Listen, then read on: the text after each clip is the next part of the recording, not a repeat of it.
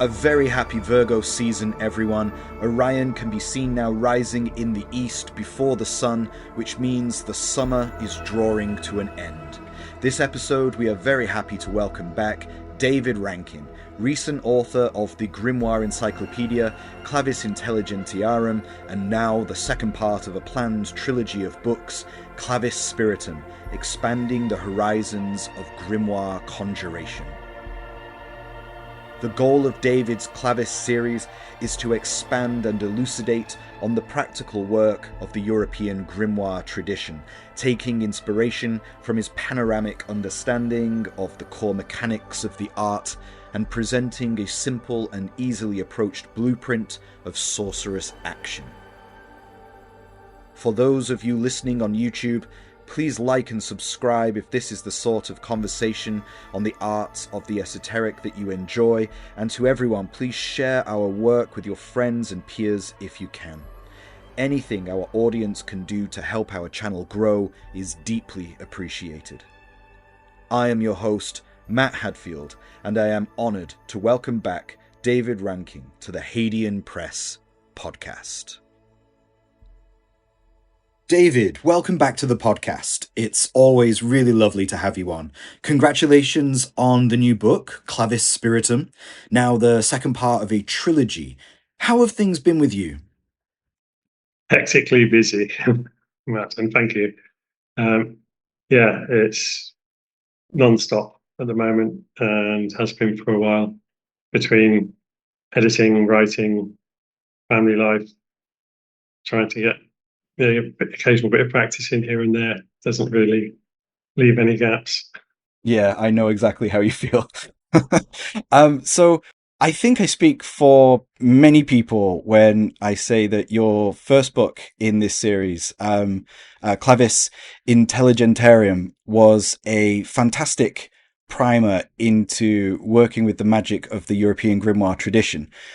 You return to the show today to talk about your next text, your new book, which has just come out, which springs directly off the work which you began with the first one.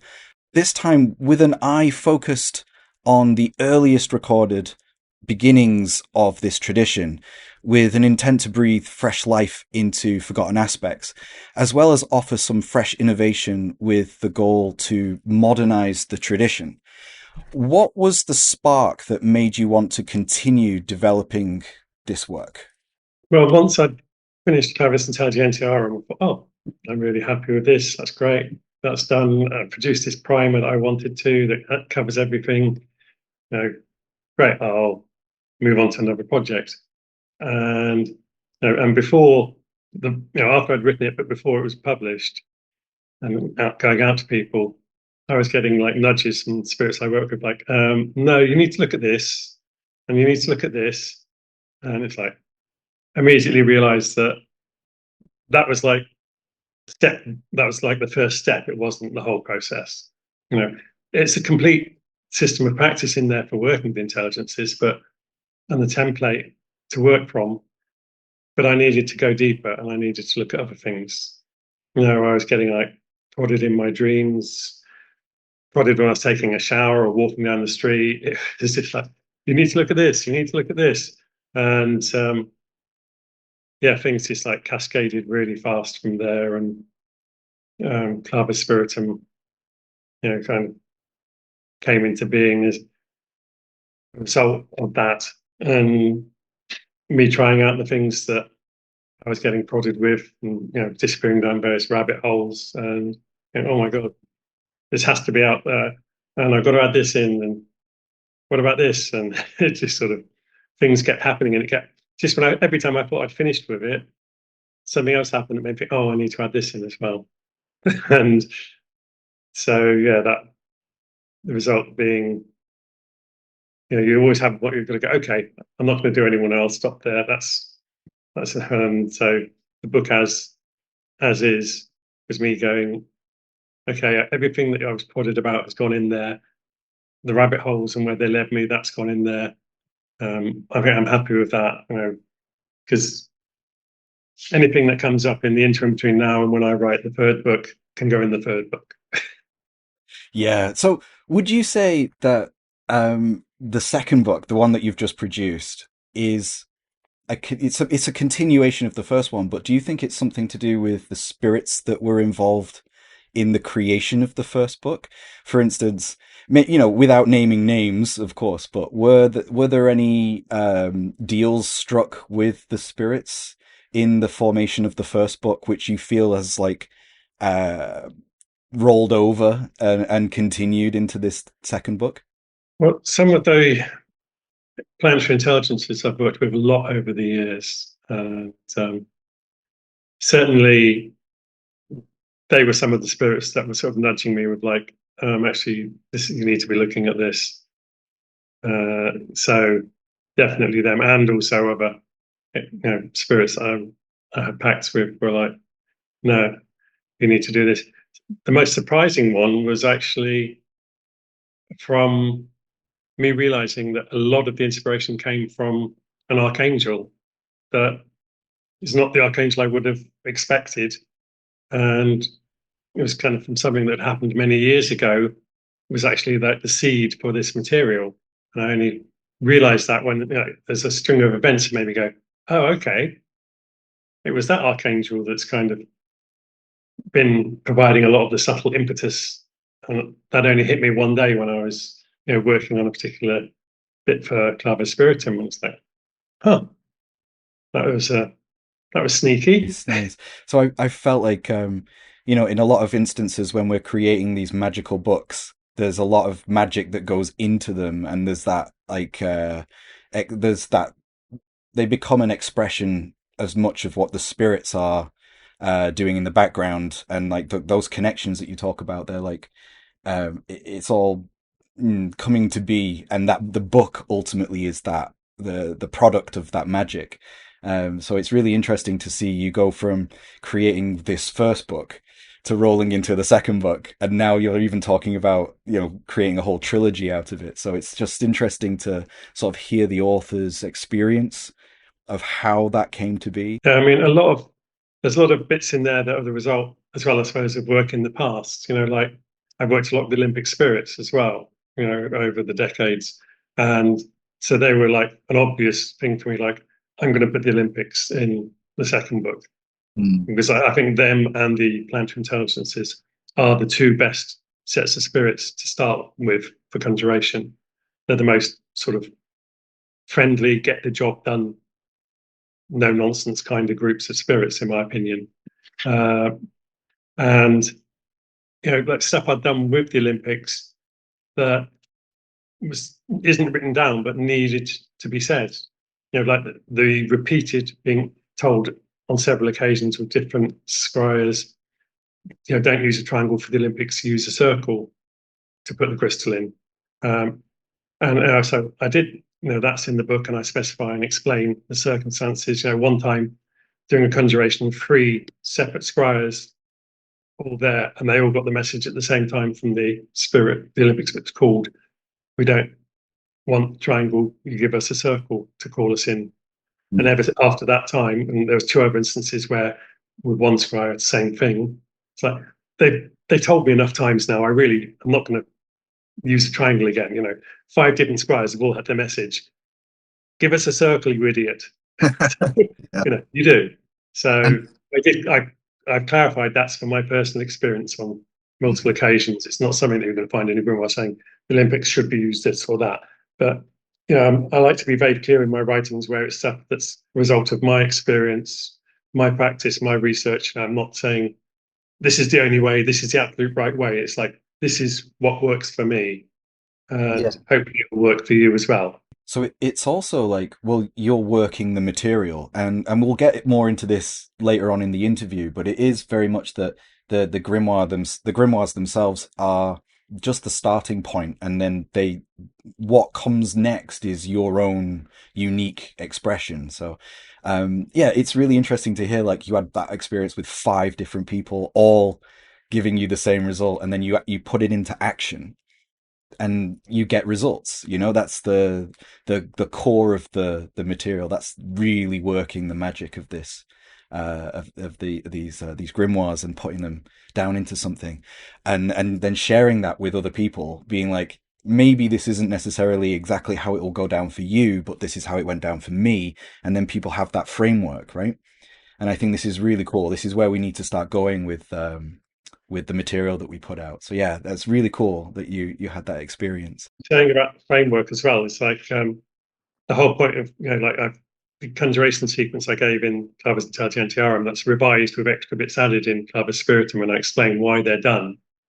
But I also stress it's my template that works for me. It's other people don't have to adopt that template wholesale. I've had so many people have messaged me about the first one saying thank you so much, and some people have said I used it exactly as you did it, and I got my first ever successful conjuration, which is fantastic to hear. And then other people have said, oh, well, I took this bit and this bit, which I really liked from how you do, and added in my practice. That's great, wonderful, because I'm putting it out there as a template that works for me. Pick and choose what you want from it. The whole point of the way that my template works is taking all the bits that I consider to be the core parts of the tradition that are true to the essence of the tradition, and having them all present, and then how you sort of add bits around it, then and sort of make it your own personal thing, is part of your own journey through the Mm. grimoires. Yeah, your own expression of your own magic. Yeah, it's Yeah, unique to each of us. Yeah, yeah. And I think there is this sort of how do I put it? There is this sort of opinion that you hear a lot with people who take everything very literally. Like grimoire literalists, maybe. Like you must follow every last word and every last thing in every detail perfectly, and if you don't, then nothing will happen or the magic won't work.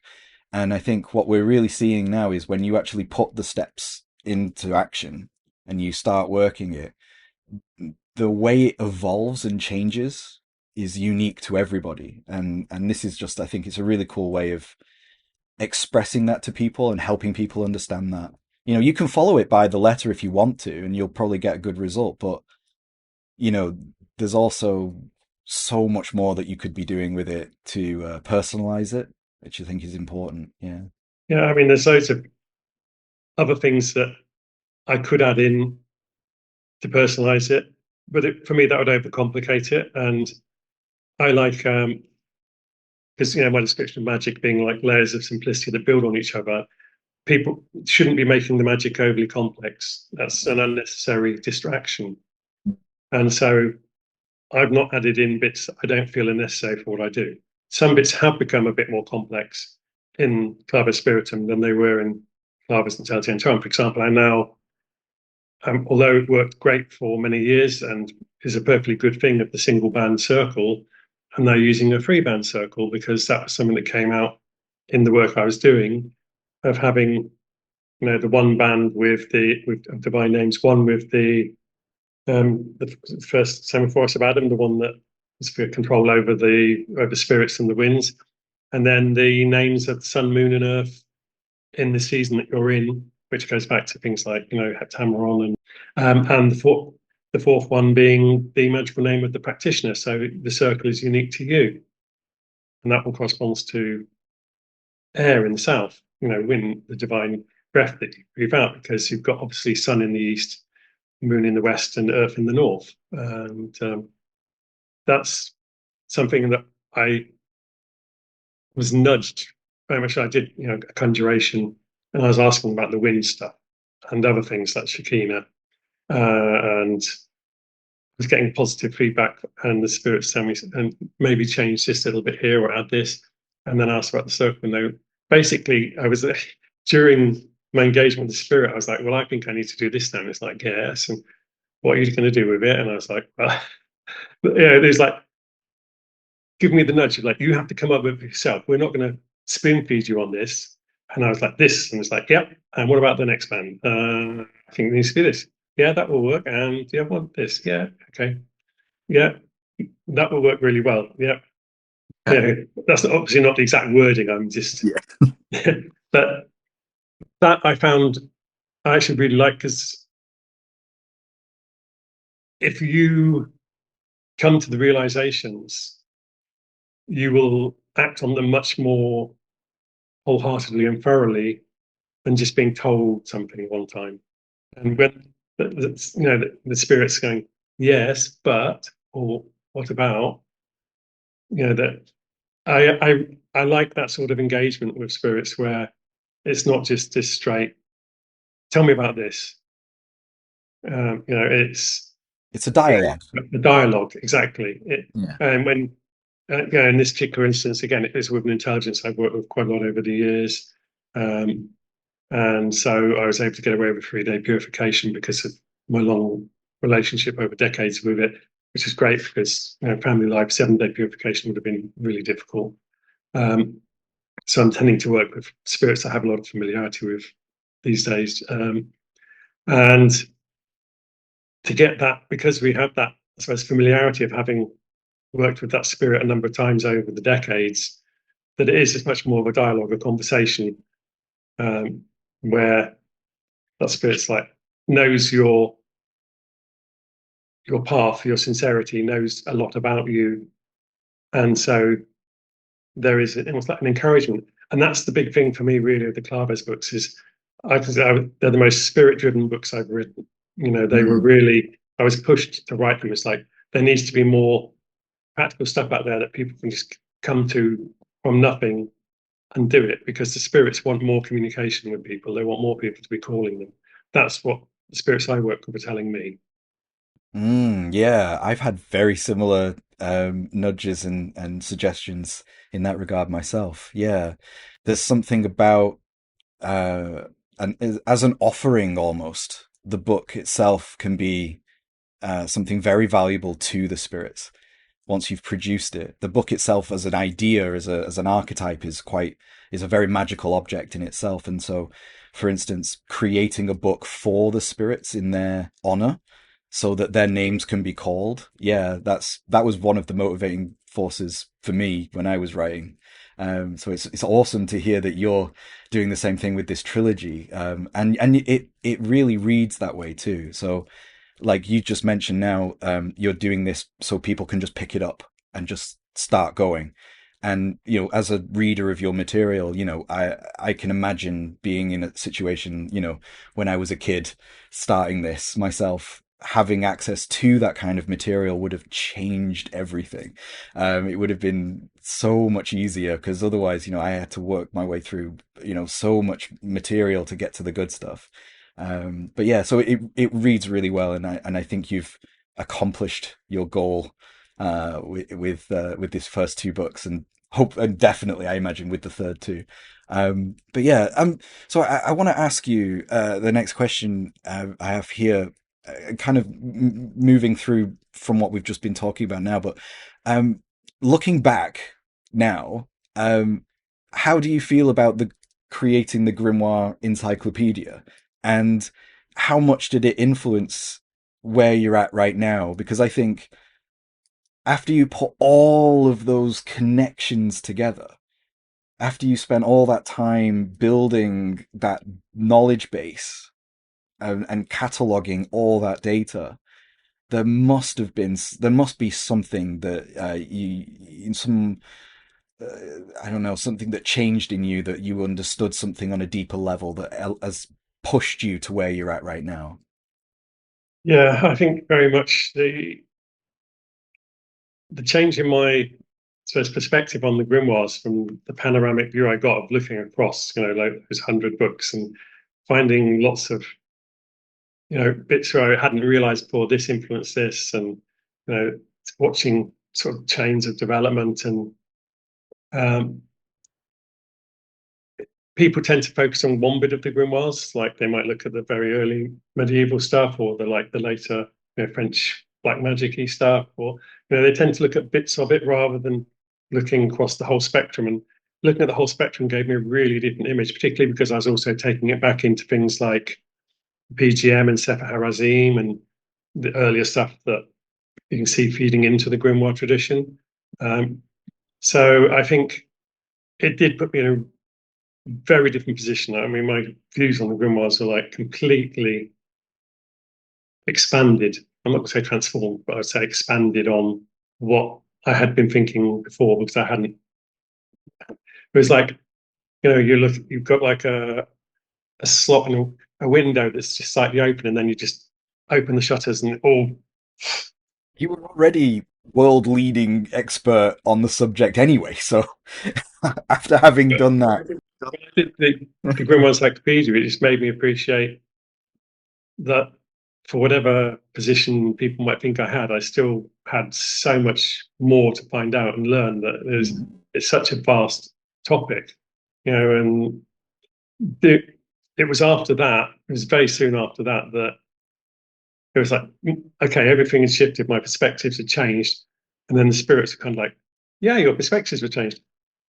Start writing this stuff. And then it was, straight into Clavis Intelligentiarum, very, very little pause between finishing the Grimoire Encyclopedia, and in that it was was a like, couple of months, right? yeah, Not even. Yeah. it was like, get on with it. So yeah, Mm. that's that thing that Elizabeth said, like we call the spirits, but they call us. It's a two-way dynamic. If you are doing conjuration, that I think books on, like say, with the grimoires and stuff, particularly books that focus on the practical, they are our offerings to the spirits.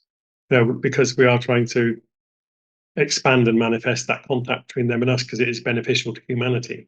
Mm. And I think it's something vital in the coming years. Personally, I think that's why they're so keen, because from their side, they see it as something that we need to do. Yeah, that's so cool. But yeah, thank you for sharing that, because for me, when I've done some of my projects and I've put all the bits together, and I suddenly see things from a more panoramic view, as you just said, yourself, it really does shift your position and your perspective of things. And yeah, it's kind of difficult to put into words, but afterwards, yeah, even afterwards, you still feel like, oh, there's way more to learn. Like the more of an expert you become on a subject, the more you realize that you don't actually know that much. But the spirits themselves working through us as we do this, that's what I'm really interested in. So I see that you're doing that, and that's really, really cool. Making, I'm not sure, like, talismanic books is the correct phrase to say, but they're like magically inspired or spirit driven text. Spirit-driven vessels, perhaps. Yeah, that's nice. But it's just a really cool, it's a really cool way of engaging with one's magic, and to create something, because magic is a creative act.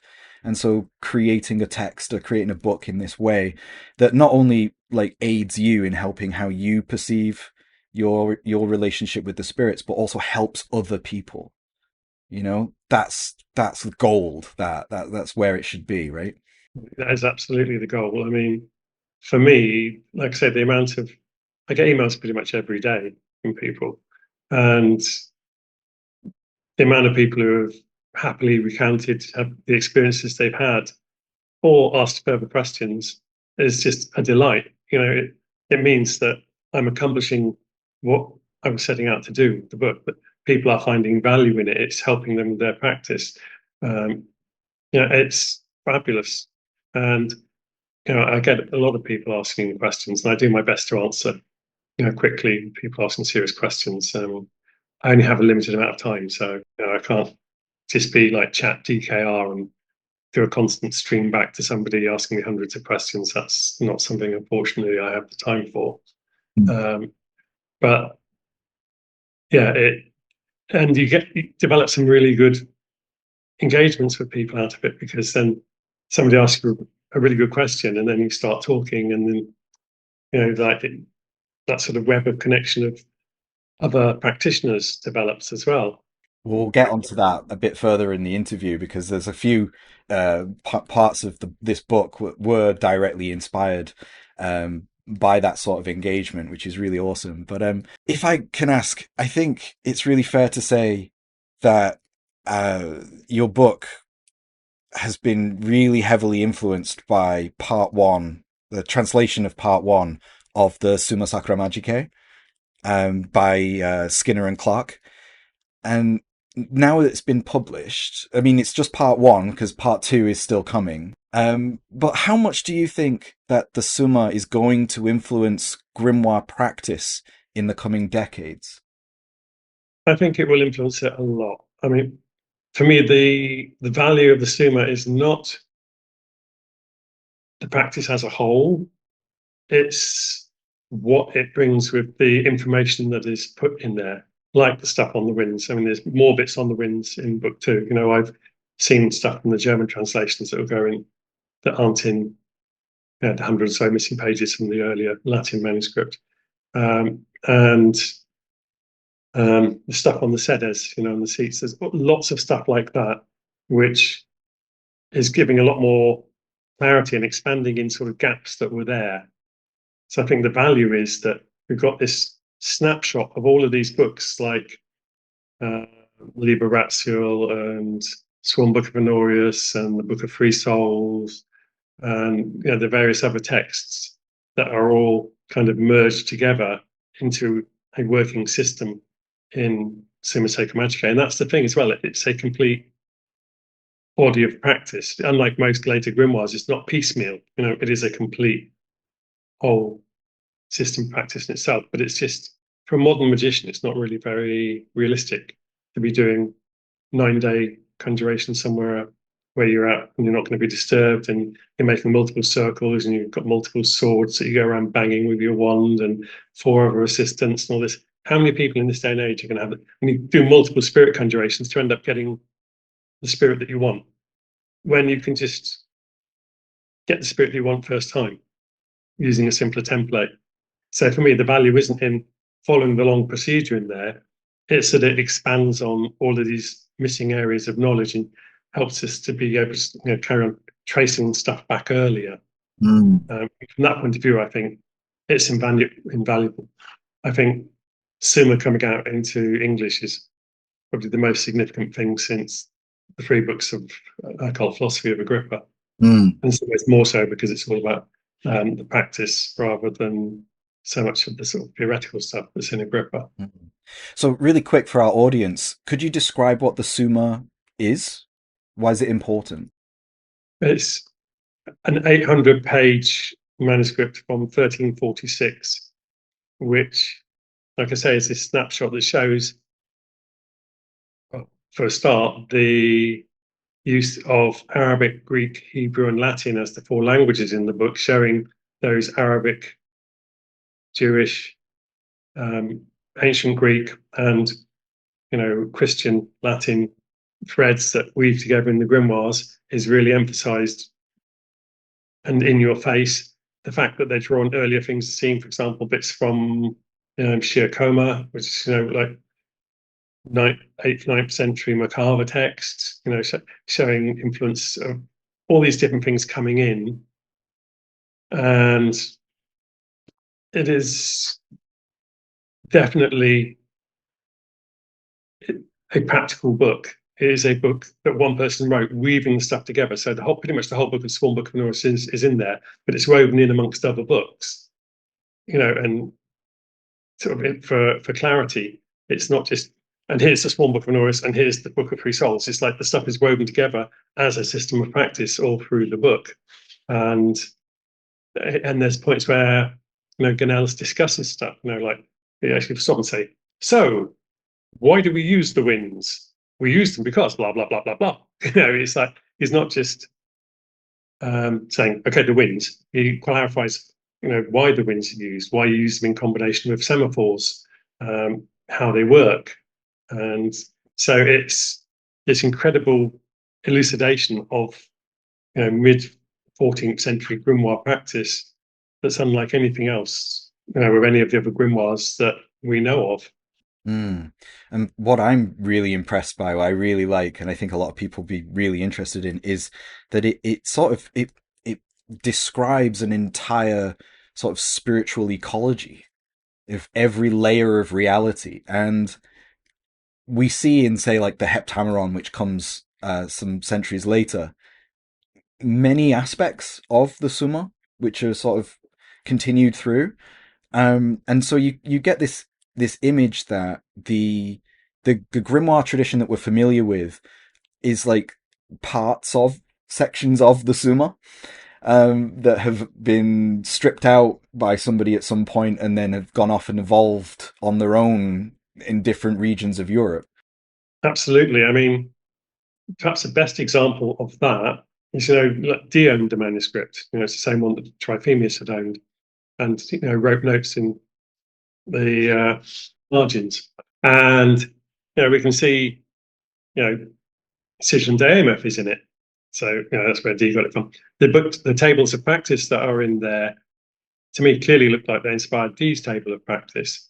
There's like tables of letters and things, which you have to wonder, did that inspire the Enochian tables? So it's kind of like you can see that perhaps Enochian wasn't quite as out of the blue as it seemed. And again, what happened was a synthesis of stuff that was coming from, for example, the Suma, and what the angels were telling them into what became the Enochian. But there, some of the key parts are there in the Suma that Dee owned. And so that's a really good example of what you're saying, of how like Grimoire magicians are taking bits from it and then developing it into another system. So, you see the roots there of beginnings of the Enochian. So what I'm really excited about, I suppose, is that if Dee owned this manual, he owned the Summa at one point. I think didn't he sold it for a horse and cart or something. I forget exactly what he traded it for at one point. But he clearly had been present with it for a very long time. But the thing is, now that we're about to have access to this again, after so many centuries, what new things can come from this? That's exciting to me. So we have this window into the past of like essentially the oldest grimoire extant, right? And that is going to, now it has this second wind to transform magic as it exists today. So we'll move on to how you've developed this, but I just think it's really interesting. We can segue nicely with you saying second wind there, Yeah, because well, we could actually, yeah. um, that was one of the key things for me with the Summa Sacre Magice is when I had finished Clavis Intelligentiarum, one of the first prods I got was one of my spirits coming to me in a dream and saying, "You need to look at the winds." So when I woke up in the morning, I immediately went and grabbed Joe Peterson's Swan Book of Norris. I thought, well, that's the oldest thing available, really. There'll be stuff, and then there is some stuff in there on the winds. And I thought, okay, that's interesting, but I want to go, I want more. So I messaged Stephen and said, Stephen, can you send me a This was before the Summa had been published. It was probably 6 months to a year before it had been published. Can you send me all the stuff you've got on the winds from Summa, please? And he was like, yeah, sure. And sent me an email with it. And I was like, found that conjuration. It's like, this is what I was looking for. Did the conjuration of the intelligence, including the wind. The spirit was there, before the end of the first conjuration. And I asked him about it. It's like, yeah, absolutely. You should be using the winds. Gets us here faster. And said, maybe add this line in here. So I added one line in that's not in Summa into the version I put in my book in Clavis Spiritum. And then, as you know, I contacted a number of magicians saying, can you try this out? And at the point of publication, I know of at least 20 people who have done the wind conjuration that I sent them immediately prior to doing a conjuration of a spirit, using different things like Grimoire Vera, Mars Garisha, Key of Solomon, Discovery of Witchcraft, the Arbitel, lots of different grimoires. So far, I hope may it long remain this way, every single person had the spirit there by the end of the first conjuration at the latest, with all of those different things. And to me, that really just emphasized this is like a bit of the essential grimoire tech that kind of got lost somewhere along the way.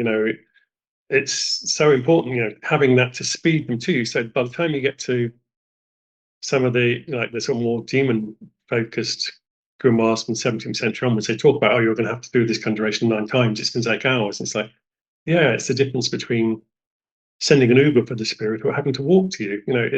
It transforms the game, as it were. It's really is a huge. You can't really say it's a revolution in practice because it's a restoration of something that was being done. Um, and then I obviously started going down the rabbit hole of looking at the Arabic stuff and finding that there's things, a couple of centuries before Suma where they're talking about conjuring the winds, and then go further back and there's mention with the Agathos Daemon in PGM, winds calling spirits. And it's like, yeah, so obviously this is one bit that after the Swan Book of Honorius, it's mentioned in Heptameron, but not in the same way. It's become like spirits of air. It's not really winds. Whereas in Suma, it's really talking about the winds as a separate class of beings. They're not angels, they're not demons, but they're above the demons. The winds are their own, sort of class of beings, essentially, who transport the other spirits. So, for me, that's one of the key things that I got prodded on that had to go in, was to restore winds to the conjuration process. And yeah, like I say, everyone who I've had the feedback from, I mean, initially all the people I knew, it was all people I know well, so they're all experienced practitioners. But then after a while, I was like, people were messaging me out, asking for advice, and there was a couple of people, I've never done a conjuration before. And I was like, do you want to chuck this in and give it a go? Have a better data set if I get people who don't have experience to also use the conjuration. And then they came back going, I did the wind conjuration, the spirit turned up. It was amazing. I had my first successful conjuration. I had my first conjuration and it was successful. Wow, fantastic. This is really what you want to see, is like people being able to engage with the spirits and walk away changed from it. Because the first time you have that spirit engagement and you feel that independent existence of spirits, it just transforms the world around you. And so I think the winds have a significant role to play in that. And of course, looking into other systems, I sort of found that, see the winds being used to bring spirits in Kimbanda and in Palomayombe. I'm not saying it's the same. I'm just saying there's a parallel practice there of winds carrying spirits. And talking to people, one of the people I sent the book to for comments, before it got published, was Jason Miller, and Jason got back to me and said, "Oh yeah, in my Hecatian sorcery, I do this thing with like the winds to speed up spells or spirits that he had come up with from his own work with spirits." Although that's obviously rooted in ancient Greek ones rather than the ones that are in Summa Sacre. So, of course, I mentioned that in the book. Credit where credit's due. But to me, it was an example of demonstrating how the spirits don't just rely on prodding one person either. Other people. Since then, I've talked to other people, and a couple of people mentioned that they were working the spirits and getting the wind to bring them, but they weren't being public about it, and they didn't know it was in sources like Summa Sacre. It's just something that had organically developed in their work with spirits. So, I'm not claiming, hey, it's all me. I'm just saying this was something that I got prodded on and wanted to really put out there and try and restore as part of the practice of spirit conjuration in the grimoires, whilst acknowledging that there's other people doing it too, and have been doing it. So I've worked extensively with, say, like the seven, Jin Kings. There's of course, the four kings themselves are all associated with different cardinal directions, but also different airs. And what you're saying just now, though, is that these spirits are specifically of the air, whereas the wind spirits that you're listing from the Summa Sacre Magice, they are on a different strata. They're on a different level. So, for instance, what's the best way? So, for instance, are they like ontologically different from the actual physical wind, or are they equivalent to the physical wind moving? So spirits being aerial in nature, they're animated by the air, they inhabit the air. Um, does uttering these names vocally stir the air, for instance? or create this wind in the atmosphere itself? Like what is the nature of these specific wind spirits? Okay, well, the way I perceive it, they have their own existence, which is they move in the spirit on the not on the physical realm, in the lower astral. Generally, when they're bringing it to your triangle or circle of manifestation, where you've got your crystal or mirror, or what have you. But because of the close interrelationship of the physical and the lower astral, which basically mirrors it, same landscape, that them their actions on that realm can also have a physical effect on this realm because of their nature. And from that perspective, that's why quite a few of the people who reported back to me said there was, when they did the wind conjurations, had winds blowing in the open windows, or people who just outdoors. I was going to say is like you hear so many people who've performed what they would consider a successful conjuration, and one of the biggest things that you hear, one of the most common things that you hear upon them having done that, is that there was some big gust of wind, or there was a big movement in the atmosphere in some way. So I'm just curious, like how, for instance, Gunnell makes this point about uttering the conjurations while moving physically around the circle. And you move in one direction if you speak Latin, and you move another direction if you speak Hebrew, right, or Arabic. And there's this linguistic component to it, but there's also this physical like movement component to all of this, and this physically stirring the air with the body as you move around the circle, as well as you uttering these 40 names. It's just really fascinating. Like what are we tapping into? What are these spirits that we're engaging with? And maybe if you've never done those things, because most of us haven't, this is sort of like you said, it's reclaimed, or it's something that's being rediscovered. But yet you still hear about those sort of wind related, atmospheric related instances with people who haven't done this. So like, where's the crossover? Air is the most common spirit element, though, from the point of view of, more spirits are air than anything else. And so from that perspective, most angels and demons are described as being made of a form of air. So it's not really a surprise that there should be aerial manifestations when conjurations are done. That is a good indicator, like you say. And I think people need to be very sensitive to the indicators when they're doing conjuration, because a lot of people might not feel very confident or feel they have the talent to see a spirit in a crystal, and so other things which indicate the arrival are really an important aspect. It is really an area that I think we need to be looking at more. It's kind of like we've just opened the door on this one. It's like, okay, so let's find out more about the winds, and how exactly we can work them, and what else can we do with them. Okay, they can call spirits, but what other things can they do for? What else can they be doing? Like Jason Miller mentioned, using speed up spells.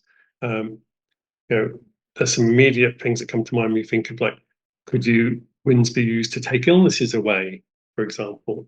You start to think, well, it's almost like we need to start a little sub branch of, like, what can we do with the winds? Let's talk to the winds, conjure the winds and talk to them and see what they have to offer, and what they want in exchange. With my conjuration, I do think we're obviously offering them incense, but also, as you blow the incense, offering your breath to the wind. So you're offering that breath, your sort of breath of life, which obviously, because of all the purification you've done as well, is like quite sanctified and holy. Because I think it's important that you don't just do, okay, I'm just going to conjure the winds to bring this thing, and don't show them any appreciation for doing it. They need to get something. So it's a symbiotic thing, in the same way that you're making the offerings to the spirit that you're conjuring. And so, yeah, I think this is something that really needs to be explored a lot more, and it's something I want to look at more. But it's like finding the time to do it. Yeah, it's fascinating. I'm really taken by the whole process. So I found personally that the 40 names blended very smoothly into the process of like naming the moment of time and direction needed to produce the correct atmosphere necessary for a conjuration. But how about you? Like, how is utilizing this new process of conjuring up the winds, how has it transformed your work? How has it changed your work?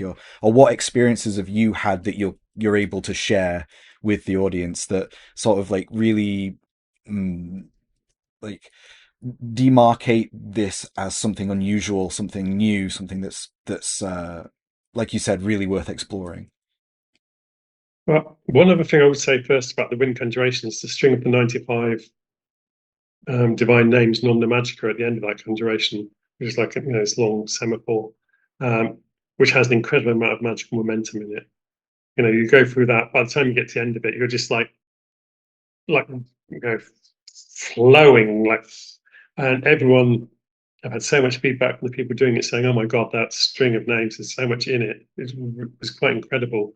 So you can see why they turned up after that. And Canales talks about that the names are basically forcing the spirit that's called by the winds to come. Um, um, I've had some interesting engagements where I've because with conjuration you say it all out loud. It's not a tradition where you say stuff in your head to the spirits. Even if they reply in your head when you're doing the conjuration, you always talk out loud to them. It's part of the process. Same in the ATRs, that you always talk out loud to the spirits.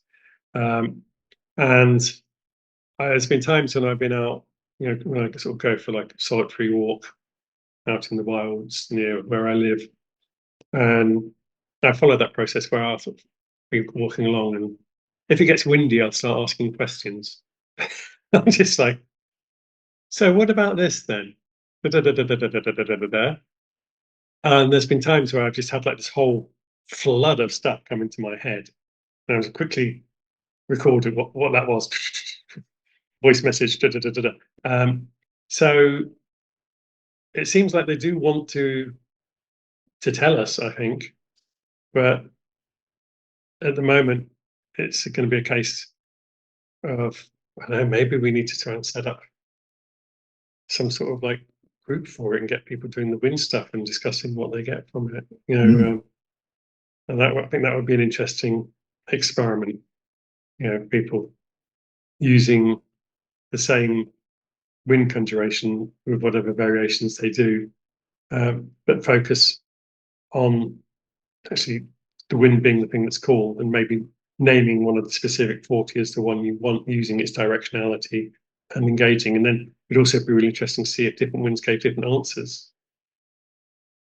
It's like the scientist in me is like fascinated by the idea of testing like that and seeing what would come from it. I'm kind of curious about what because they're listed underneath the Universal Conjuration of Saturn. But in book two, you will find that there's different uses with other wind names, with different directional things as well, and different spirits. So I think that's just where it's located. I don't think it's that the winds are all under Saturn. I The see. directionality of the seven directions that you call in with them also corresponds to the planetary associations of the sedes, the seats. Right, right. Okay, That's how I'm interpreting it. right. But that's in part two. Yes, there is stuff in part two that Right. that I've seen that hasn't been translated. I've seen translations from the German that aren't available yet. Well, I'm very much looking forward to getting my hands on that. Um, so, I mentioned it before about how the sorcerer uh, is instructed to move a certain way around the circle, and depending on the language that they speak. But to Gunnell, like language and magic were intimately intertwined. But could you elaborate further on sort of the ancient origins and the history of this perspective of language and magic? Well, we can go back to Sumer in Egypt for that one, really. Egypt, especially, if you look at the whole thing of Heka, magic, it is literally being about the utterance of the creative word. It was, there's different versions of creation myths throughout the 3,000 years of Egyptian history, but one of them is like, Thoth uttering the creative word of the universe. So yeah, I think right from the beginning of human history, it is incredibly intertwined, that irrevocably intertwined, even that language as our primary form of communication is inherently magical. It's the way that we are able to engage with other people and with animals as well that are trained. And so it's only logical that it would be the way that we would engage also with spirits. It's our way of giving form to force. Oh, I like that. Because one of my sayings is like, magic is a balance of force and form. And very capitalistic of me, I know, but there we go. That's one of my big things as well, as you know. But it's like the words are force or magical power, but they're also form, because that magical power is being shaped by the words, the language that you use with it. Every different divine name, every nomina magica, they all have a different flavor, a different, slightly different force to them that is given to them by that name, by that form. So I think that's something that the ancients were very aware of. Well, I mean, I'm making a supposition there. Yes. I think it's a fair supposition. I'm quite fond of the idea of Adam in the garden and his naming everything, and that naming is what gives that divine power to the object that is named, and the sorcerer is the one within the circle who is equally naming while conjuring. So it's that you're channeling that force. Yeah. And yeah, like I said, the Egyptian, I mean, Heka is usually accompanied by two gods, Hu and Sia, and the names literally meaning things like creative utterance. It doesn't really get more blatant than that. Right. Yeah. Yeah. But there's this idea, this fundamental concept that language and reality are interwoven, and that the sorcerer in the circle is the one who can, yeah, utter things into being. So this idea of these winds and these barbarous names, as you mentioned, that they've been dormant for so many centuries now, and it's interesting now that they're being spoken again. The results that are coming in are so potent. So there's definitely something there. So I guess why do you think these names were omitted or lost or streamlined out of the grimoire tradition? What do you think happened? Well, if we look at it historically, Canellus wrote Summa Sacre Magice in 1346. There is mention of the Sworn Book of Honorius in 1343 of him having it. So we know it's around before he wrote Summa. And there's previous mentions indicating it could be a century or more older than that. So it's there. He writes Summa Sacre Magice. We really get the winds big time there. Obviously, he's had Arabic influence as well, so he may have drawn on that and made it more coherent. It's my opinion, looking at the way the material is in the book and looking at the Arabic stuff from earlier, like 12th century. So the Swan book carries on, and copies of it are made. There's a few copies, we know different manuscripts, whereas there are not very many copies of Summa. You've got the Latin, and then 1.5 centuries later it gets copied into German, and unfortunately it did, because somewhere along the line the last 100 pages of the earlier Latin edition gets ripped off and we don't know what happened to them. And whilst that did go through Trophimus's and Dee's hands, most people would not have had access to Suma, whereas a larger number would have had access to the Swan book, which has already brought the wins down a notch, although it still says to call them. And then the stuff that came out that really goes on from there, like the elucidation of necromancy, Heptameron, the winds are basically gone as a spirit vessel for bringing the spirit to you. And the Heptameron is arguably the one that most influences what comes after, with material being taken from it into the Key of Solomon, into Ars Goetia, all over the place now. We find it in Cunningman's work. It's Huge. hugely important. Yeah. And so I think not many people had access to it. So I think people just stopped working it because they weren't there. They weren't seeing the manuscripts that had it in. They were seeing other manuscripts where it had already gone. So I think it just fell out of use because people weren't passing it on. It wasn't getting passed on. It wasn't distributed. And is that just because of the sheer scale of Gunnell's work? Because it is a massive book. Yeah, I mean, it's 800 pages. I mean, that's a huge project to undertake to copy that, apart from anything else. And then that kind of reduces immediately the number of people who would have been able to practically use it, even then. So, yeah, I think the scale of the book, while laudable to us, may have had a consequence of making it less attractive to people who could have a Heptameron that's not even 10% of the size and more easily available. Well, one of the biggest points of having a grimoire, especially like when you get to the later grimoires, like 17th century onwards, is you're usually rather small and you can hide them on your person quite easily when you're going out doing stuff.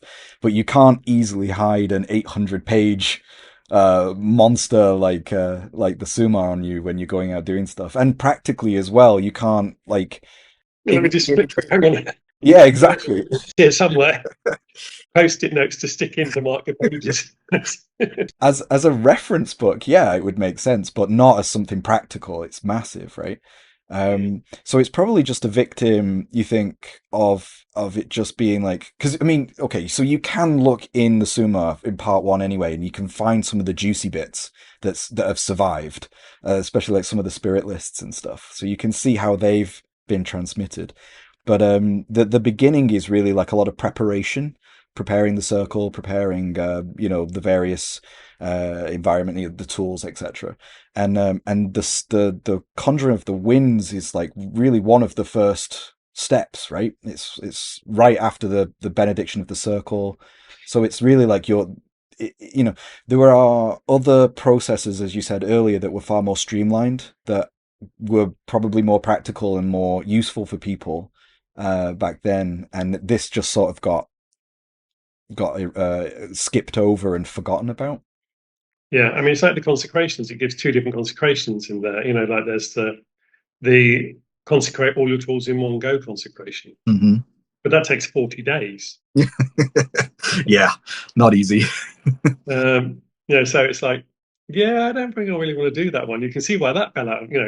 Mm-hmm. Not very practical for most people. It's very easy to understand why people go, stuff that. Mm-hmm. I'll go with the as I need to do them, boom, boom, boom. Yeah, it's really interesting to think about how these manuscripts evolved and changed over time. So when we come back and we find something is really interesting like this from a really old manuscript, yeah, it would be interesting to know if it'd never been skipped over, if someone had lifted it up, and how things would have been different. But yeah, we have all these centuries now of one kind of practice, and I think what we're going to see now with this publication of the Summa is we're going to see a massive shift, I think, going into the future in the next, century or so. But how about you? Where do you think, if we cast our minds to the future, where do you think that this is leading us? So, for instance, like we're founded on a grimoire tradition, which is a collection of manuals that have propagated, usually secretly, in a clerical underground, through history. Uh, but that was the technology of the day. The book was the storage, how to store data, how to store information. We live in a totally different world today. And perhaps we could argue that the era of the grimoire is over, but where do you think it's going in the future? I don't think it's over. I think it's flowering, to be honest. I think it's really last 20 years, it's been like, the revival has just got stronger and stronger. I think that we will see more people being drawn to spirit work. But where I think it's going, that is not in the grimoires very much, or just fleeting little bits, is perhaps more coming in to make it more rounded. For example, bringing in more work with the dead and ancestor work into the Grimoire tradition, bringing in more work with elementals, because you kind of get mentioned by Paracelsus, and then everyone pretty much, okay, we'll just pretend that didn't really happen then, and carries on with the spirits. So I think that more people will go, well, hang on. My practices involve me working with my ancestors and working with the dead, because that's something that's coming a lot through the ATRs. So I think we will see more of that. More people who do work with angels and demons and what have you will also find themselves being drawn to doing more of that, and sort of learning from those spirits of the dead as well. I mean, I know from my own personal practice, 20 years ago, I wasn't really doing a lot of work with the dead, but the last 10 years, it's very much come in as like a major part of my practice. It's been in a sort of an evolution. It's like it just kind of, it happened. There wasn't really I chose this. It was just a natural process of, I need to be doing this. And I think there will be more of that. And the elementals is something that I've, even when I hadn't done very much conjuration, I was like working with the elemental rulers. And I think that's something that in coming years, maybe people turn more to that side of things as well. And so the scope of it'll just be spiritual creatures rather than them needing to be all categorized or boxed or labeled like this, or this. It seems like the people who practice grimoire magic long enough are just naturally find themselves becoming more intimate with necromancy and working with the dead. Um, and yeah, I guess elementals too. If you learn anything about the like astrology and elemental theory, humoral theory, all of those things really become part of the language of magic, right? So yeah, I can see that in a century or so that it would be more focused on the dead. And if anything, I think that's really what the last 20 years of magic has really been about. It's been about reclaiming that aspect of the dead in our work. Yeah, I mean, I came up with the saying, any living tradition honors its dead. And if the Grimoire tradition is going to evolve and be a living tradition, um, I think that is of necessity part of it. And you just used a really important phrase there as well, which is spirit ecology. Mm. That as you work with different spirits, by nature, it's like different doors open. You find those things happening. Say that, the ancestors and the dead do step closer into your life. You are more receptive to the elementals, particularly if you're doing your conjurations outside, and to nature spirits. So I think it's part of the process of you becoming more aware of the spirit ecology of the world around you, and also becoming more interactive with it. And if you do become more interactive with that spirit ecology, it becomes more interactive back. So I think, like you say, it's just a natural process that over time that will result in more engagement with the dead, more engagement with other types of spirits. Um, it's just a natural development of a conjuration path. Yeah. And before, what I meant really about the grimoires themselves is like the idea of the grimoire. So that the written text, the written book. And yes, of course, right now we're in this really amazing period of history where they are flowering and they're becoming, accessible, and we can get our hands on them and we can compare them and contrast them, and we can sort of learn, more and more about the background that was going on while they were being written and who they were being written by, which is all really, really fascinating. But could you, for instance, write a grimoire today and it be considered a grimoire? Yes, absolutely. You could. Um, although, I mean, I don't call them grimoires, but the Clavis books essentially fit the category. I'm referring to them as like, manuals or primers. Um, I say they're manuals of grimoire practice. Um, I don't think we should consider that the grimoire tradition has stopped producing grimoires. I think Jake Stratton Kent, for example, showed us that this School of Night material, and we should be mindful of the fact that language isn't just spoken; it's written. So, from that perspective, the role of the book, having your book, your own grimoire that you write your conjurations, your consecrations, the things you work and use in, is an integral. That's what I call one of the integral core parts of the tradition. That's not something that I feel can go away. That needs to remain as part of it. Um, and yeah, I mean, I don't have any plans to write specific grimoires, but manuals of practice, absolutely, because for me, that is what is really needed at the moment. There's a wealth of different grimoires, but for people who are coming into it with little or no experience, what they need to know is how to do stuff. Because if you don't have the experience and you look at one grimoire and then look at a different grimoire from a couple hundred years later, it's like, what the hell am I doing? This says this says this doesn't have this doesn't have that. It's because most grimoires, apart from Suma, are sort of like patchwork, or they just assume. It's like I think people, oh, the Arbitel is one of the easiest to work because it doesn't talk about using the sword and these other things. Just because it doesn't say don't use them, it doesn't mean you're not supposed to use them. It just assumes that the person knew to have all the tools. Mm. Um, there's a level of assumption that goes in those grimoires. Most of them weren't being written to be read by lots of other people. They were people's personal records of things. So from that perspective, uh, complete manuals that cover the whole process, I think, are one of the important things that we need to have. So I think a lot of people come into this and think that the grimoires are monoliths. So, for instance, the Ars Goetia is the Ars Goetia. That's what everyone talks about. It's this this document which can't be changed, etc. And when you really start to read around the subject, and you realize that there's so many different versions of it.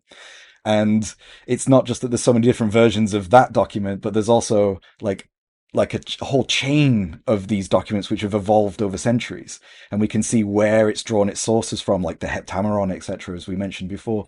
And so you really start to get this impression that the grimoires, as the manuals, as the documents, they're like, as you said, personal documents for each individual who was using them. So I'm really keen to start seeing more people producing their own patchworks of magical manuals that they personally use. And if you open up the is it the Grimoire of Pope Honorius, the first thing that it says at the beginning is describes how you conjure the book, right? How you consecrate your own book.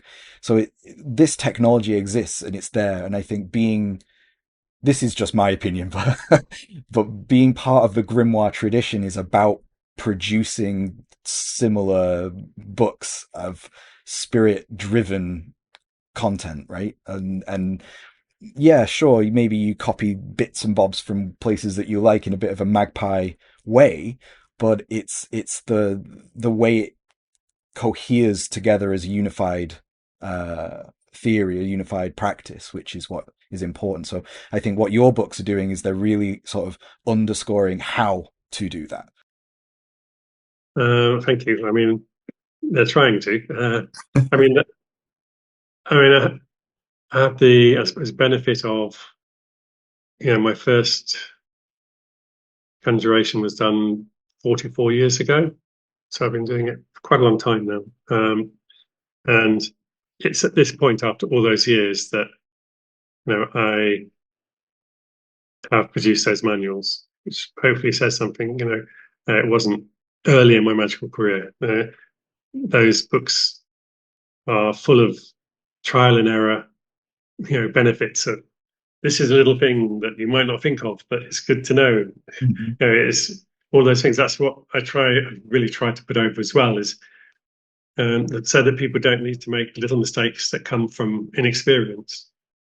I'm trying to convey experience in those templates as well, of all the sort of description I do and talk about why the things happen, which I also try to stress in Clavis Spirituum, talking about it a bit more from the spirit point of view as well, rather than just a conjurer, about what's happening during conjuration, uh, to again get people back to the whole idea of the spirit ecology. Yes, you got a whole part at the end of the book, which is like a list of tips and tricks, which I thought was really helpful and really useful for people coming into it. So it sort of sets the expectations of what and how things should be done, and I think that a lot of people will really appreciate that. Um, I'm really happy with the book, and the feedback I've had from the people who have read it, who were sent out for comments and stuff, has all been really positive. And the feedback, because a lot of the material in there I included in the weekend workshop I did earlier in the year and in my last run of my conjuration course, and people love the material. And all the material in Clavis Spiritum will be in the next run of the conjuration course. It starts at the end of October, as well as Clavis Intelligentiarum. So Oh, nice. Well, I'll include details of that in the description at the bottom of the video if people are interested in signing up for that in the future. There's another big subject that I kind of wanted to talk about in regards to transport and winds in particular. But um, so, like talking about transport itself for the spirits, it got me thinking about Al Cummings's work on the 16th century text called "The Book of the Science of Negromancy," which has a group of spirits named the Refuge Seekers or the Riders. One of these demons has the ability to dispatch a steed to the sorcerer so that they can be transported anywhere swiftly.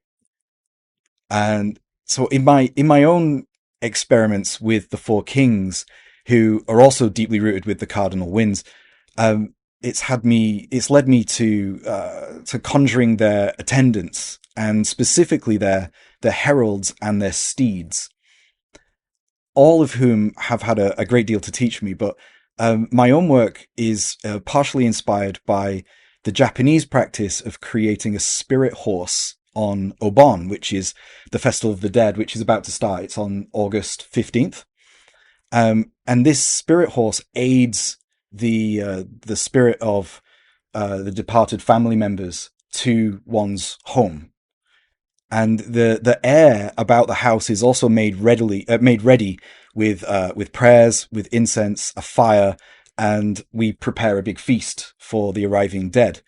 And I find a lot of crossover with living traditions. We've mentioned it a little with the ATRs, etc. But what are your thoughts on this idea of mounted spirits in the grimoires and of swift transport? the swift transport one is interesting because I mentioned in Clavis Spiritum, I give the example from the Munich Handbook of Necromancy. So we're going back to 15th century of the spell trans, to produce a throne that will transport the sorcerer anywhere in the world. And it's interesting because the spirits that are called on for that are described as being angels of the air, but pretty much all of their names are just names of the Greek winds with L stuck on the end, like Boreal. And one of them is Aurora, which is interesting because, of course, Aurora, goes for dawn, but also mother of the winds. And so there's a really clear take from the classic Greek stuff there, with all various of the winds being in there to transport this throne that the source goes on. So it's obviously something that they that turns up in different forms. Uh, it'd be it's one of those things that you kind of want to see if it would work, don't you? I mean, it's like because it's one that seems like really a crazy thing of like, okay, to get that tangible a magical effect. I mean, it's the nearest equivalent you can have to teleporting, really. Mm. Um, Most people don't try to do magic for that sort of effect, so it would be interesting to Mm. experiment with it. Of course, make sure you've got your passport before you do it. So I really wish I could show you one of these spirit horses that we make, but we make them out of a cucumber and broken chopsticks, and you just stab the chopsticks into the cucumber and make a little horse, and that transports the spirit from the afterlife to the home. I mean, we also go to the graveyard beforehand and we pour water over the name etched on the stone, and the water moving through and over the name is sort of like it animates the spirit and gets it ready for arriving. But yeah, this how do you think that we can better or ethically, I suppose, incorporate these kind of living traditions into the European grimoire tradition? That's a tricky one, I think. I think you have to look at what is there and what it hints at. And I think you're safe with the stuff that's sort of hinted at or implies, but I wouldn't want to take anything that was not, even hinted at and just try and graft it on. Like there is mention of stuff, like, for example, in Scott's Discovery of Witchcraft, with like conjuring up Sibylla to bring you the dead and stuff like that. So there is stuff with the dead in there and in other texts. So that's not a graft on. That's something we can say, yeah, it's there, so it makes sense to bring it in. But a practice that there's no parallel for, I would be very hesitant to try and graft in. I would need to find at least something which implied, okay, there's a parallel, so we could expand on that little bit we've got from the parallel and maybe draw inspiration from somewhere else without copying it. Draws from the sort of the principles behind it, because we already have this idea of the steeds, and there's lots of charms for like steeds that will take you really fast in some of the grimoires as well. So it's not like having that idea of like making a model of a steed and using that to transport a spirit. You wouldn't be stealing it from the Japanese because it already exists there. It'd just be a case of, oh, is there something? Okay, so the parallels are there, but they might have added something in which facilitates the process. Can we incorporate that with the ration that fits in the rationality of our tradition without it being appropriation? And that kind of brings us on to the next big part of the discussion and of the content of your book. You discuss at length the nature of the Shekinah, and you've written, as divine wisdom, the breath of life, and the mother of angels, it might be expected that the Shekinah would be present in the grimoires. And so, going back to what we were just talking about, this idea that there's a hint of these things that we can draw from. So could you elaborate a little further on why you landed on the Shekinah and why you think it is something that builds the grimoire tradition up, how it fleshes something out that may have been missing? Okay, well, I mean, Shekinah has been a passion of mine for many years. I wrote a book on the Shekinah back in, I think it's 2009 or 10, looking at her and development from the wisdom goddesses of the ancient world, sort of parallels with her development with that of Sophia and Gnosticism, and how Shekinah sort of kind of develops on from Asherah, in the early Bible, and Canaanites. And yeah, it was just something that came to me one day when somebody was talking to me, and I thought, Shekinah, is Shekinah in the grimoires? And I started looking, and I quickly started finding phrases which are titles of hers and which implied her without actually naming her. It's like, first I looked in the key of the Ars Goetia, and there's phrases in there which imply her. I looked at Key of Solomon. I looked elsewhere, like the Nine Keys, and I'm like, all of these, there's bits that hint, because they're qualities or names, titles that she has that are there. So and then I started thinking, well, let's take it a notch further. The divine names in the grimoires. Okay, we all know that Elohim, is the plural form of Eloah. It's, feminine singular, masculine plural ending. So you've got the male, female, singular, plural. It's the whole emphasizing the non. I would argue the non-gendered nature of the divine, personally. Androgyny, right? Yeah. Yeah.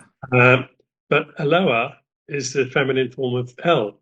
So Eloah, and El is God. So rather than being just taken as God, translated as God again, I would argue it makes more sense to translate Eloah if it turns up as goddess.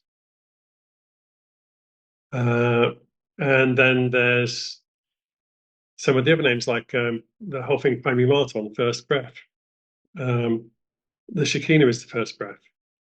She's the one who, in the Jewish text, she breathes the breath of life into Adam. The reference in the circle of fire around the throne, you can see things like the Garisha. One of the Kabbalistic creation myths is the universe, the angels, and the souls of humanity are created by the Shekinah as a circle of fire, uniting with Yahweh as the point in the center, which interestingly gives you the fiery circle we're pointing, which is like the solar symbol of the astrological symbol of the sun. But it's this whole emphasis on balance of the divine feminine and divine masculine that comes in when you start looking at the Shekinah. And you look at the early Kabbalah, you look at the Zohar and the Bahir and the great Kabbalistic texts, and it's full of stuff with the Shekinah. It's like the later Christianized Kabbalah kind of edits her out so that by the time you get to like Golden Dawn, where you're operating on like Kabbalah super light, like 1% of what was there centuries earlier on a really narrow bandwidth, pretty much gone. And it's kind of really overbalanced Kabbalah into what's perceived as being very patriarchal, instead of this whole thing with the emphasis on the balance of divine feminine, divine masculine. So from that point of view, it's like, yeah, that makes sense. There's a lot of hints, which, like I say, her names, her titles, her functions. She bestows prophecy. She is wisdom. She's divine wisdom. All these things that we find throughout the grimoires. So to me, that very much implied her presence, even if she's not named. And then you start looking at how she is the bestower of prophecy, and what is prophecy if not speaking with divine spirits and speaking with spirit, which is very relevant for a conjurer. And this was, I suppose, my biggest point of all when I was looking at it, is the creation myth is that you have the Shekinah. At one point, her light is poured into the sort of vessels, the breaking of the vessels, like the 10 spheres, and they all break because they can only hold and not transmit. And so the tree gets made again. And those fragments of light are what make up. Everyone has a fragment of the divine light of the Shekinah in them. That's the soul. That's the highest aspect of the soul in a person. So that means we are all actually united in the Shekinah. And not only that, but if we acknowledge and work with that in the conjuration and acknowledge the divine Shekinah within us, and that's why I've included a prayer to the Shekinah, not just, as well as the prayer to God, so you have that divine balance, then working on these sort of as above, so below, it's like we are activating that divine Shekinah part of ourselves. So we therefore have divine authority for dealing with the spirits. Rather than wearing a paper crown or something, it's like you're actually going, well, no, actually, a part of me is part of the divine, your big mummy. So. Is that same spark of the Shekinah in the spirits? It's described as being in all the angels. Just the angels. The angels and humans are the ones that are described in that particular myth. So it's interesting to think then as well that you are interconnected with them too, not just with the specific divine force, but also that even if there's a circle around you and a triangle or a circle in front of you as well for the spirit to manifest in, there is that fundamentally interconnected relationship. And I suppose that's really how one of the mechanisms of magic is that sympathia. So is that some way that is that a correct way to say that you would think would, is that a correct way to assume this magic functions? So if one were to conjure with, Very different dynamic in the conjuration when you have the Shekinah energy there, as well as when you do the prayer of Shekinah and God. The way my template works in Clavis Spiritum, there's a lot more reference to the Shekinah throughout it, as you've seen. But the dynamic is different. I think it's a lot more, I would say, elegant, personally. I mean, it's a lot more graceful. There's a flow. It's in the same way that the winds have a flow. So having the Shekinah there has a flow as well. Although to me it feels more watery than airy, personally. But that's just how, in a sort of sensory way it feels. And yeah, then the spirits seem to love it. They love the fact that the Divine Mother is there as well as the Divine Father.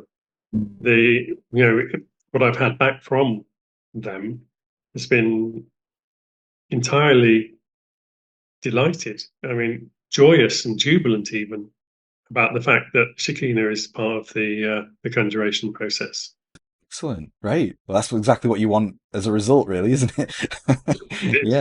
Yeah, wonderful, right? So I think this ability to reinterpret and negotiate with the content of the grimoires is really important.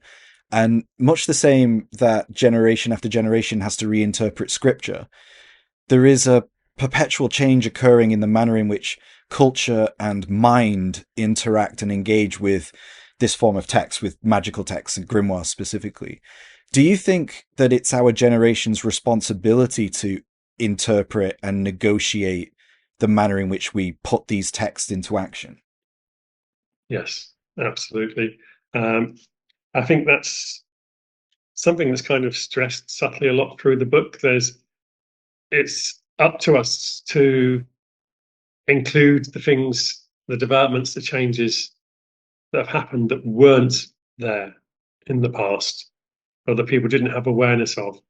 A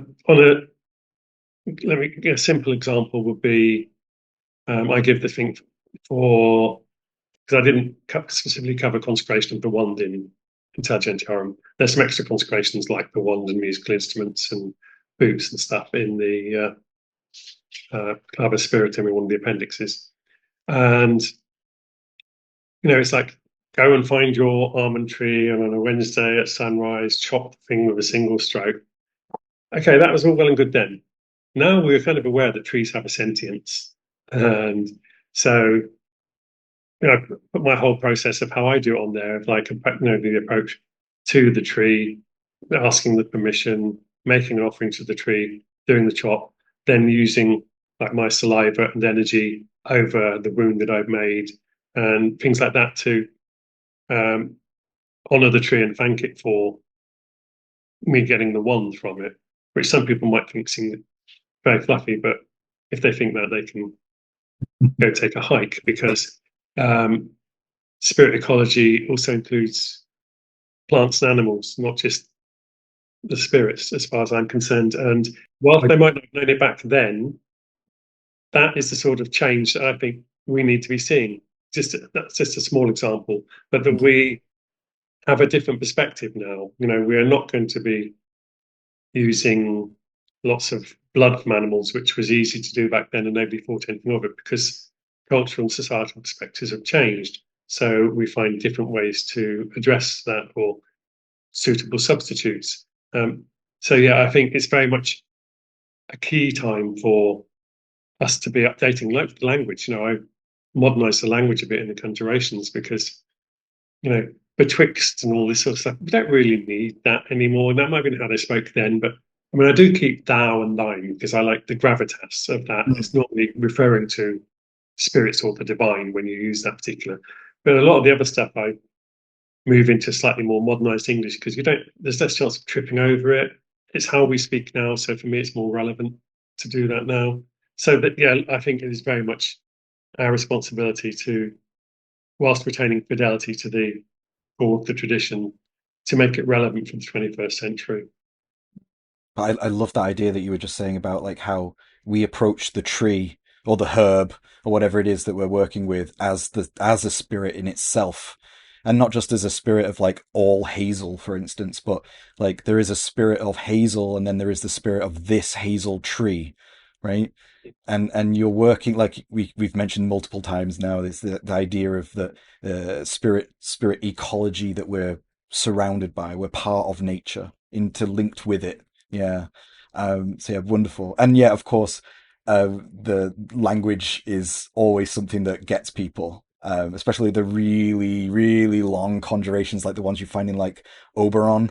Very little punctuation and things. So modernizing that, I think, yeah, you want your invocations to have that gravitas, to punch, right? To give you that sense of awe, So trying to read directly from the text and get all the language perfect. Like I said before, is this idea that you're taking the grimoire to be a monolith when it's not. It's an evolving, growing, adapting Yeah. beast, it's a creature. It's organic, it's not made of stone. So it's not the tradition must not ossify. It has to keep growing and evolving. Yeah, because otherwise it would die, right? So it's that constant innovation and adaptation. Yeah, it's perfect, wonderful. So you go on to detail an absolute ton of really practical considerations in the book, and notably, you touch on a subject which is a bit of a hobby horse of mine. I really love the subject of the bishops. So could you describe something about these spirits? Who are they, and what is their office? Okay, so the bishops turn up in half a dozen or so different grimoires, and it's pretty much always variants on the same conjuration for retrieving lost property. So at first glance, they might seem like, oh, there's just these dudes to get stuff back for us. But then when you look into them, you see that they are actually specifically attributed to the directions and the elements. So their elemental nature immediately makes them interesting. Whether you want to work with the one that's fiery, earthy, watery, or airy. And they're directly underneath the four kings of the directions. So my experience of working with them is that they're effectively intermediaries in the same way as being like Skirlin is, for example. And they are ideal to go to find the right spirit that you need. But more than that, they have a power of their own. So it's a case of, I would say, what do you associate with air, for example? And if you might say, oh, I think of like knowledge and wisdom and Intelligence. intelligence. So speed, things like that. Okay, well, those in that case, if those are the things that you associate with air, those are all things that you could choose to work with the demon bishop of air with. Because there's so little about their nature, my experience of them has been they are incredibly open to offers. They're Right. very keen to work with people. I've actually, without having conjured them, had them turn up in my dreams. This is, I'm not saying I haven't conjured them, but I'm saying not as a result of a conjuration. Like the conjuration was some time back, and then a year later they turn up in my dreams just to sort of tell me some stuff, because they are a bunch who are really keen to get out there. And because, like I say, of that elemental quality, I decided, and that they weren't that known, that I really wanted to put them in Clavis Spiritum for people to get to know them better, because my engagement with them was extremely fruitful. They were kind of one of the forces that pushed with the Grimoire Encyclopedia. So that maybe gives you an insight into why I value their what they have to offer. The finding of lost things doesn't just apply to that. I was finding grimoires I didn't even know existed when I was putting the Grimoire Encyclopedia together. Thank you, bishops. So that was an example of them just pointing me at stuff. Like, go there, look there. And suddenly I'm finding references to, a few, because most of those 100 I knew, but there were a few in there that I'd never actually come across, and I then had to track down the manuscripts. That's an example of them. Lost stuff can be not just something you've lost that you can ask the Tansy to find, but finding manuscripts, finding people, etc., etc. And there's also that really ancient tech, which is part of the work, which is that their seals are written on lead deficciones and essentially pushed into the earth in their graveyard. Yeah, I mean, I love that. To me, that really sort of hints at their older roots. That it kind of feels like, to me, it always feels like there's a group of spirits, and the bishop name as well. I find intriguing. It's kind of like almost like they maybe came over with the Romans from Europe. My next question was going to be, you tend to find these spirits in documents around the British Isles. So, and what's interesting though specifically is that they're bishops. Is there anything you know about their origin more so than we already know from, say, is it Arthur Gauntlet or the Cambridge Book of Magic, Oberon, etc.? No, that's something I need to ask them about, I think. Because when I did last work with them, which was a while back, it was, for specific things, and I wasn't. Since I've written the Claves books, I feel like any conjurations I do now are all like, I just want to ask about stuff. Now all my questions are going to be about like spirit roots and spirit ecology and stuff like this. I don't actually want to know this other stuff. Just like, tell me more about you guys. Like, what do we need? What do we need to be doing more of here? But yeah, to me, that bishop thing is interesting because bishops automatically makes me think of like Catholicism. Interestingly, it's just striking me now that the demon bishops kind of turn up just around the time that Catholicism leaves Britain and the Protestants come in, doesn't it? Roughly. It's almost like that group of spirits jumped onto an energy that was available. Well, my personal interpretation, I don't know how accurate this is, but this is just something that I've thought of, is that if Catholicism was being pushed out of the British Isles at this time, the idea of having a bishop might have been, or like a demonic bishop, specifically a bishop of hell, might have been a very powerful image to people at that time. Yeah, and particularly because Protestantism was doing away so much with imagery. Exactly. Yeah. That the demon bishops could have filled that void perhaps, and it might have been something else before that. In the same way, that the seven sisters, the fairies, were originally Latvian fever spirits from Eastern Europe. That we shouldn't assume that we know so little about the spirits that they don't change and evolve as well. Like you talked about the seven kings, where they're like Varkan and Subotros, and how they start off as Jinn kings, and then they get called like demon princes, and then they become like angels of the air. They in a period of a couple hundred years, they've gone through all these different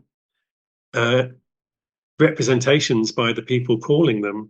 So yeah, it's important, I think, to remember that spirits evolve as well. We shouldn't ever consider the spirits to be static. By their nature, they're more fluid than us.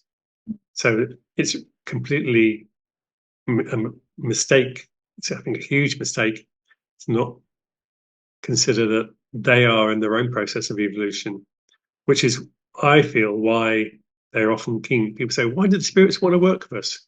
I think it's because they get something out of working with us, maybe that helps them in their own evolution, which would be a huge incentive for them. That if working with magicians, doing conjuration, assists them in their evolution, then of course they'll turn up if you follow the right formulae. Yeah. Moving on then to more of a practical question.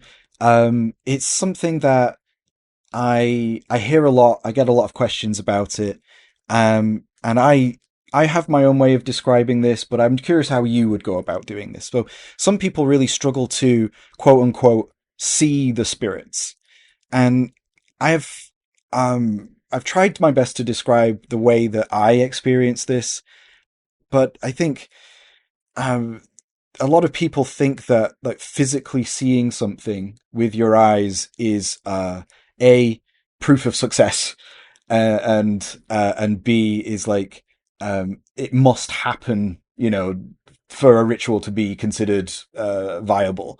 Um, so while visual events do occur, it isn't the only way in which a spirit can be understood to be present. And as you write in the book, we should consider that, especially like the visually impaired can also have experiences with magic. So this idea that vision is the only proof sort of falls apart. But in your opinion, how should people approach the apprehension of spirits during ritual? I prefer that word to see. And is there anything that can help people to understand why seeing a spirit doesn't always mean sensing something with the eyes? Yeah, I mean, I kind of gave a list, I think, in there in the maybe one of the footnotes. I talk about a lot of the different phenomena that can go on, like temperature change up or down, pressure change if you're indoors, you know, unexplained sounds like little flashes in the corner of your eye, and all the various things like this. Um, but hairs on the back of the neck, of course, cliche, but happens. Um, in the book, actually gave one of the old Mathers gifts on Pentacles for for spirits to reveal themselves for people who aren't confident about that, because a lot of people, as you say, struggle with it. I mean, I'm quite fortunate. I can tend to see the spirits in the crystal when I do it. That was the role I played in my first magical lodge and focused a lot on.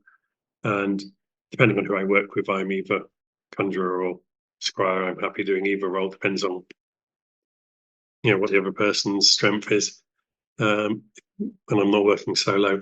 But I think any of the other indicators, and that includes smells as well, even taste in the mouth and things that can happen, can indicate spirit presence. There's a lot of things which are not the majority of the cues, in fact, prior to seeing something in the crystal, and most of them are not not sight-based. Oh, sounds as well, of course. Hearing sounds like for clairaudience, like hearing. You can sometimes hear things like a bell ring or bees buzzing and things like this. As I wrote a section about senses and the psychic senses in conjuration, so that emphasise this thing about not being just on sight. I think one way to get around it is it's not part of the tradition. It's okay, but visualization, working on your visualization and your inner eye. Like people say, I'm not at all psychic. If you practice visualization as a daily practice for a while, you will have a degree of psychism. It does subtly open it up. You will start to become more psychically sensitive. It's just what happens as a result. It's like a cause and effect thing. So from that perspective, if you have an image, a gateway image for the spirit, and you feel the presence, but you are struggling to see it, you can then visualize it in your crystal. And if the conjuration has been, successful and you felt the presence, then once you have provided that form for its force, going back to that, the spirit will talk to you. So I think it seems to really put a lot of people off, worrying that they're not very sensitive psychically or that they're not going to be able to see stuff. It really isn't that big a deal. Like I say, most of the cues of a spirit's arrival are not sight-based, and you don't have to have this amazingly detailed image that appears to you because you've got great psychic vision in a crystal ball. It's like, okay, this guy's going to turn up looking like an old man on a crocodile, like something with a crown, etc. Great. Okay, I've created a mental image of that. So I feel like he's turned up. Right, I've got that image there.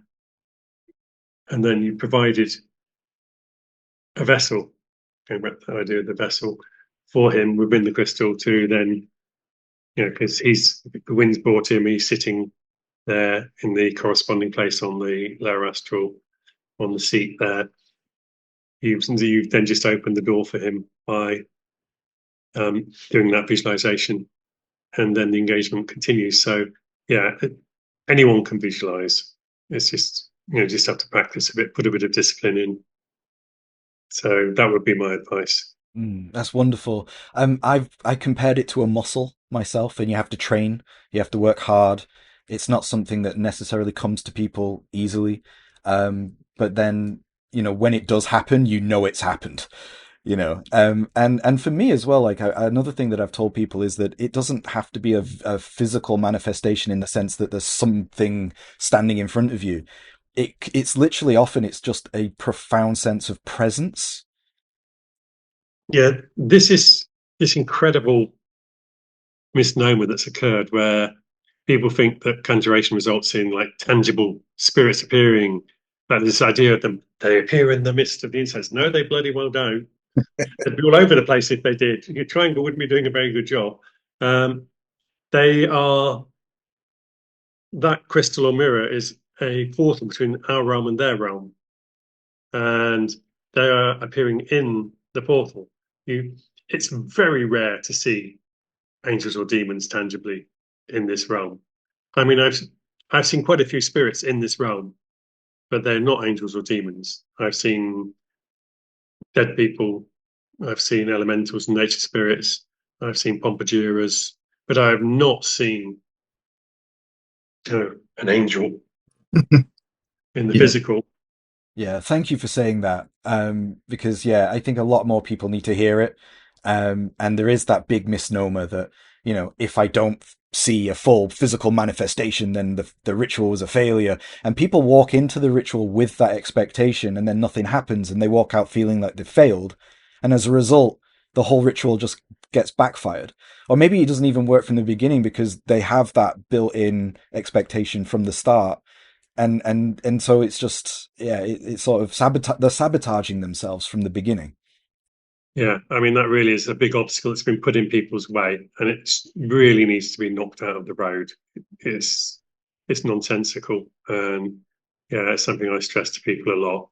This idea of physical manifestation is incredibly rare, and no, and when physical manifestations, I have seen an example. For example, I saw a salamander manifest once. Manifested in a candle, and then the whole candle just exploded into flame, and the flames shot up and set light to the curtains, and the salamander just leapt out of the and was gone. And it's like, okay, that was like something an inch long, a spirit an inch long just did that, and one that's considered not that powerful. So yeah, it's you probably actually don't want these things to be physically manifest. Exactly. Yeah. Yeah, exactly. Yeah. David, thank you so much for talking about all of these really incredible things, and going through the book with me. There's still so much more that we could go over, but I think for our audience, we should leave a little for them to read themselves. And there's also a couple of really good interviews out there. There's the Glitch Bottle interview and the Magic TV interview, which I recommend people go and check out as well if you haven't heard that already. Fears as well was a Oh, really good one. there you go, Magic Without Fears as well. So an excellent channel. Yeah, I haven't actually seen that one yet, but I'll get that on tomorrow. So I think that there's a real wealth of wisdom in your book, especially like I mentioned already, like the talismans and the practical advice for spirit conjuration. But yeah, do you have any other books that you would recommend that people get that they could read in tandem with your two books now in this soon to be trilogy?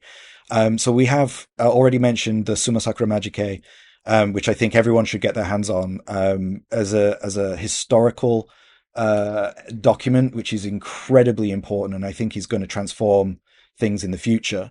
But I think that the Book of Oberon probably should also be on your table. I think, or your desk. And I think I've already mentioned Arthur Gauntlet and the Grimoire Pope Honorius, etc. But is there anything that you personally recommend? Books I would recommend, which aren't specifically grimoire, but are very much about working with spirits, and that's Jason Miller's Consorting with Spirits, which I think is a brilliant book. And I also had the good fortune of reading pre-publication copy of Matthew Venus's book that's coming out in Soul and the Effigy, and for working with like exactly what it says, it's working with spirits in statues, dolls, etc., etc. It's a phenomenal piece of work. It's a modern classic. I'm so impressed with that book. So I would recommend both of those for expanding your perspective on spirits and working with spirits. Because I think both of those books really help, open the eyes of the reader and give them, different angles they might not have considered. And there's a huge amount of work. Soul the Effigy is a big book. Matthew has done his work on it, and it's fabulous. I mean, it's such a delight when you come across a book like that and you go, "Oh my God, this is amazing! This is just fills a gap that most people wouldn't even realise was there." Right. Well, I will include those in the description. I've read Miller's work, very good. But I haven't read Matthew Venus's work yet. But I'll get that. I'm sure there's it's not been published just yet, but soon to be. It's coming out in October, I think. Okay. Well, I can find some details of that and include that in the description. But yeah, thanks for sharing that. And do you have anything to tell us now about the third book in the series? Is there anything that you can tell us, even if it's just a hint?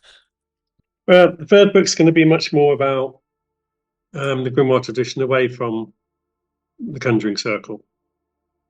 So focusing on more things like working with the dead and spiritual hygiene and other things like that.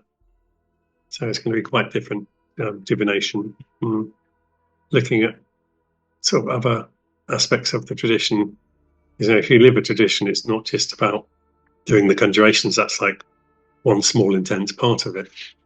So yeah. I felt the third book needs to be kind of all the other stuff that everything else. Yeah. Yeah. Okay, well, thank you for sharing that. But yeah, other than that project and family and everything else that you're doing, do you have anything else that you're obsessed with right now, or do you have any other projects that you're working on that you can share? Well, before I got nabbed to do Clavis Spirituum, I had just started on volume 3 of the Grimoire Encyclopedia, so I will be returning to that.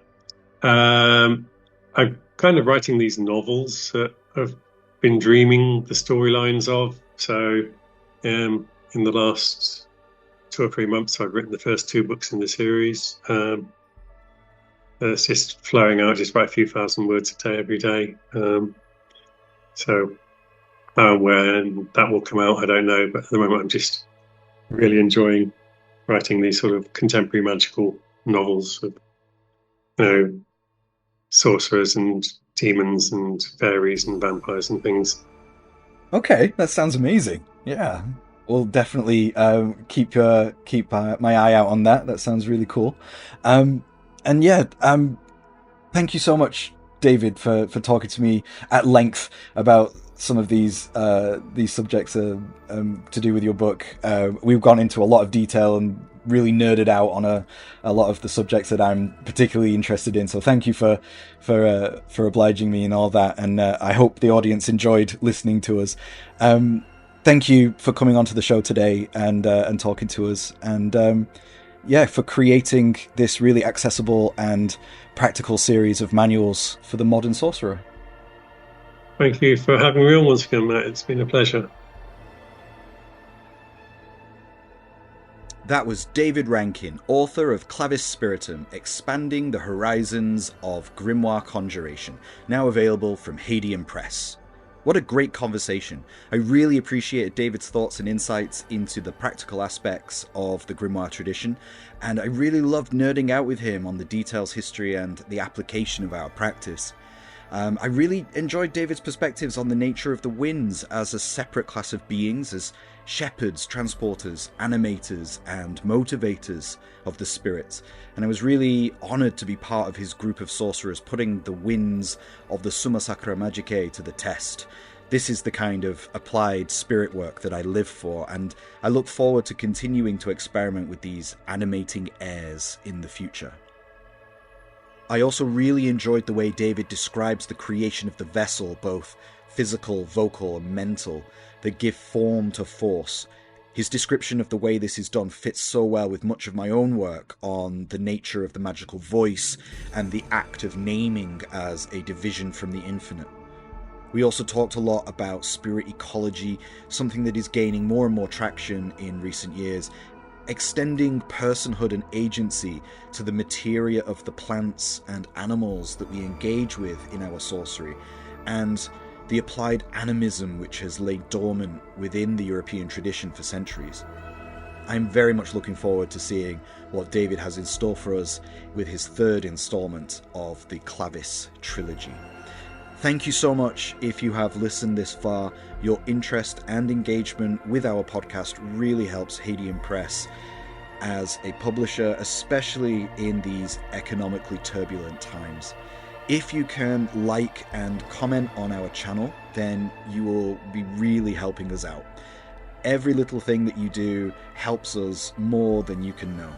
Please share this podcast with your friends and post to social media if you can. Our goal remains to reach as much of a wider audience as possible so that we can continue spotlighting our global authorship. Next month, we will be talking to the great Marzipancer himself, the sorceress Simon Dider, about his upcoming text, The Wandering School of Secrets. And until then, take care, and I will see you all again in the next one.